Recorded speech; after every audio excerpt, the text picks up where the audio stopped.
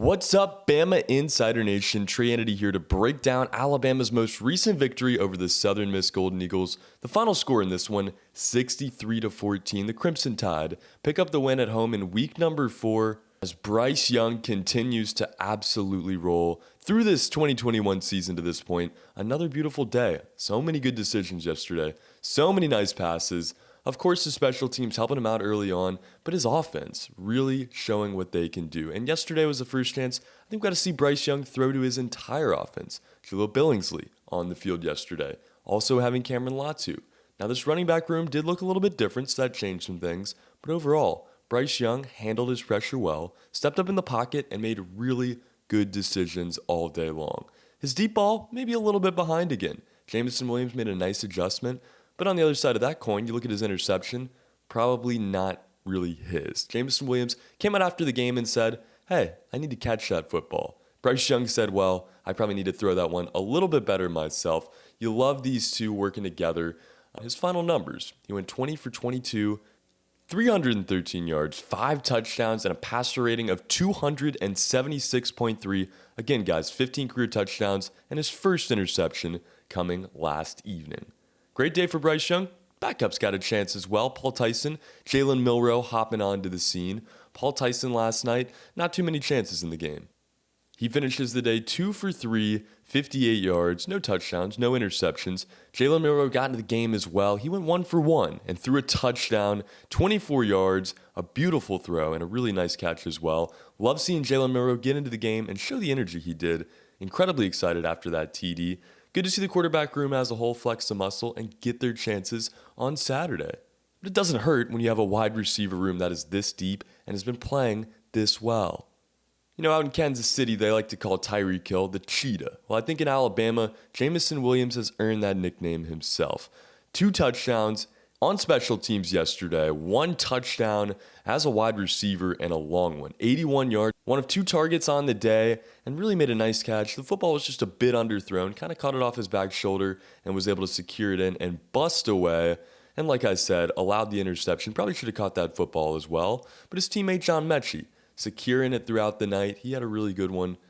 7 catches. He had 45 yards, no touchdowns on the game, but all 7 of his targets were hauled in. You love what John Mechie does as the leader on this wide receiving core. Now, Slade Bolden, guys, I need your thoughts here. Get in the comments. Let me know what you think. I know everybody's down on him after last week. What did he show you last night? How do you feel about Slade Bolden after a long week of practice, him getting right? Hopefully, no more drops from Slade. Now, Javon Baker is a guy that I would love to see more.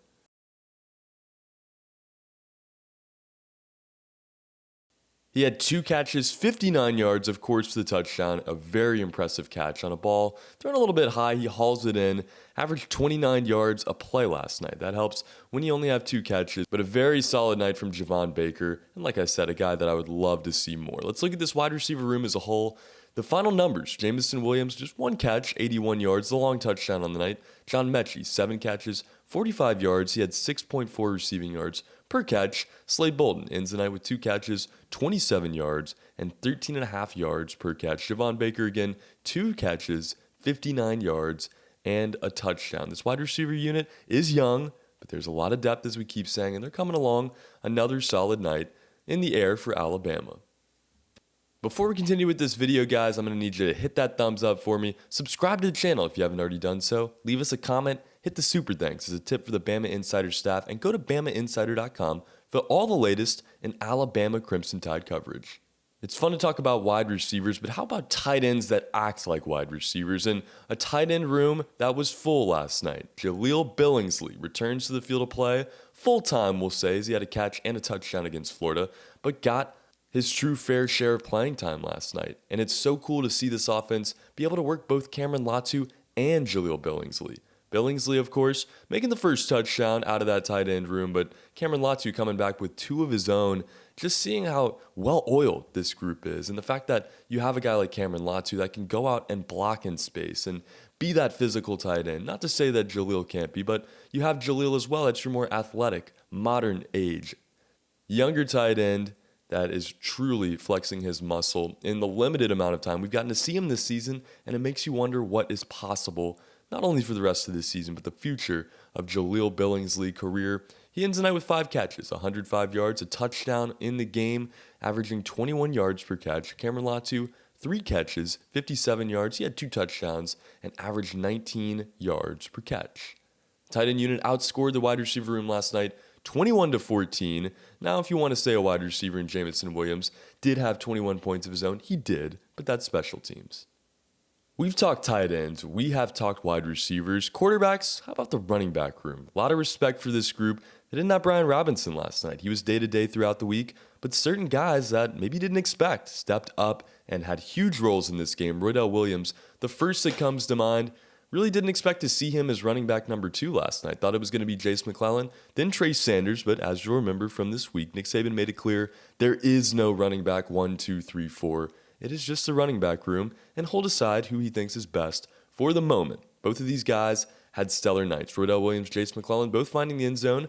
Trace Sanders did get his touches by the end of the night, but overall, it was the Roydell Williams show, with Jace McClellan playing a bit of second fiddle, which I think as an Alabama fan makes you feel incredibly comfortable to have that kind of depth in your running back room. The final numbers on the night, Jace McClellan with 12 carries, 97 yards. He averaged 8.1 yards per carry. Roydell Williams, 11 carries. He had 110 yards and a touchdown in this game. Trace Sanders, he had 5 carries, 12 yards, and averaged 2.4 per carry. Now, Jace McClellan with a touchdown in the game as well, but it was a receiving touchdown, so it doesn't go down for his running back stats. Let's flip it over to the other side of the football and talk about that man right there, Will Anderson, the Terminator, continuing to terminate, and guys really looking back to 100% last night. We saw him getting off the line incredibly quickly, really giving that Southern Miss offensive line no chance, giving their quarterback absolutely no time in the pocket. And Will Anderson, I think, really set up the rest of this defense. You want to maybe highlight one area? It's the linebacker room. It's something we talked about on our postgame show last night. They don't scare you necessarily, but they're certainly the weak point into the season. Who does that fall on? Well, you got to think Henry To'oTo'o. It's not a talent thing by any means, but I think To'oTo'o at times has been trying to over-communicate this defense. He is the main play caller while he is out on the field and has a big role at inside linebacker as well. I think sometimes he tries to communicate a bit too late in the play and ends up missing maybe some of his responsibilities. But I want you guys to let me know what you think. What is the weak point on this defense right now? What do you want to see improve? Is it To'oTo'o? Is it the linebackers in general? Get in the comments and let me know, guys. But overall, I thought this defense, that guy on your screen right there, Phil Mathis, and now that guy on your screen, Jordan Battle, really having good nights. As we talk about some statistics from the night, Jordan Battle was the leader in total tackles. He had 7, 2 solo tackles. DeMarco Helms, a really good night. He had 5 total tackles, 4 on his own, and an interception as well. Christian Harris kind of forcing that interception for him. He had 5 tackles, 4 solo tackles, and a pass breakup, along with a quarterback hurry. Will Anderson on the night, 5 total, 3 solo tackles, a sack, 3 tackles for loss, and 1 quarterback hurry. Overall, like I said, a really solid night. That's your top 5 on defense right there, but Alabama continuing to roll. Got to pick one, guys, for our defensive MVP this week. Got to go Will Anderson. He had 5 tackles, 3 solo, like I said, and 1 sack, but really just his presence, creating that amount of noise, being that much of an X factor, I think plays a much bigger factor than just getting tackles. Got to pick an offensive MVP now as well. This is a hard one. You could turn to a lot of different guys, but overall, Jameson Williams deserves this trophy. Now, he maybe only scored 1 touchdown on offense, but special teams included 3, 21 points alone, 81 yards on 1 catch, an unbelievable night for number 1, Jameson Williams, who is continuing to file and fit into this offense beautifully as the speedster, the deep ball route guy, and now one of the deadliest kickoff returners in the SEC. I love making our breakdown video of the games, and one of my favorite parts of these videos, getting to highlight the special teams unit. Now, Will Reichert against Mercer did break his crazy field goal streak, but comes back out since then and has been perfect. Last night, though, you wouldn't have seen his name really on the stat sheet other than extra points. Didn't have a chance to kick a field goal in that game. Was perfect on his extra points, though. 9 for 9, continuing to dominate as a kicker. And like I said, guys, you got to give so much props to the special teams unit as a whole for helping Jameson Williams find the end zone on that opening kickoff and his second return as well. And how about JoJo Earl as the punt returner? I love this role, guys. It really adds a lot of dynamicism to this team. Such a high ceiling there, and we saw him bust it out.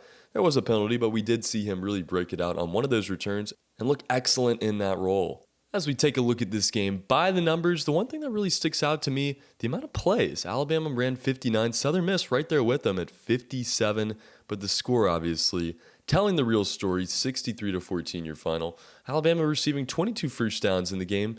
Southern Miss coming up with just 11 of their own. On third downs, Alabama converted at 6 out of 10 opportunities. Southern Miss hitting at a third clip. They hit on 5 out of 15 third down try. As far as the penalties go, Alabama, 7 penalties. They were flagged for 60 yards. Southern Miss, 5 penalties, 36 yards as well. Maybe got to clean it up here a little bit, guys. I want your thoughts on the penalties. I think it's been better, but really still some room to grow there as well. Now, the biggest questions for Alabama after this Southern Miss game, it's really not about Southern Miss. It's about the team they're playing next, Ole Miss. The University of Mississippi coming to town, Lane Train and crew, Matt Corral. This could be the Heisman battle. So what does that mean? It means your defense is going to have to step up. And where does that start? Like we talked about, in the linebacker room. Who will step up? Who will make that difference for the linebacker room? My second question, how much time will Trey Sanders see moving forward? We haven't seen him much, and like I mentioned earlier, there is no set amount of carries or depth chart for this running back room, but we haven't seen him as much as I thought we would to this point, and I hope he can get his chance. The third question, how will Alabama's defense handle an offense like Ole Miss? My first question is a little bit more general about the season. Who's going to step up in that room? But for this next game, who will step up on the defense as a whole? Is it going to be the DBs? Is the defensive line going to come up? Who will be the most important X factor on the defense against Ole Miss? Guys, get in the comments, sound off on these questions. Let me know what you think, and let me know who you think is going to go off in week number 5 against the Rebels. That's all the time we have today, guys. Until next time, please hit the like button for me, leave a comment, and leave a super thanks as a tip for the Bama Insider staff. Don't forget to go to BamaInsider.com to check out all the content we got out right now, and subscribe to the YouTube page for more videos just like this. For BamaInsider.com, my name is Trey Anity. This has been video breakdown number 4 of the 2021 season. The Alabama Crimson Tide defeats the Southern Miss Golden Eagles, final score 63-14.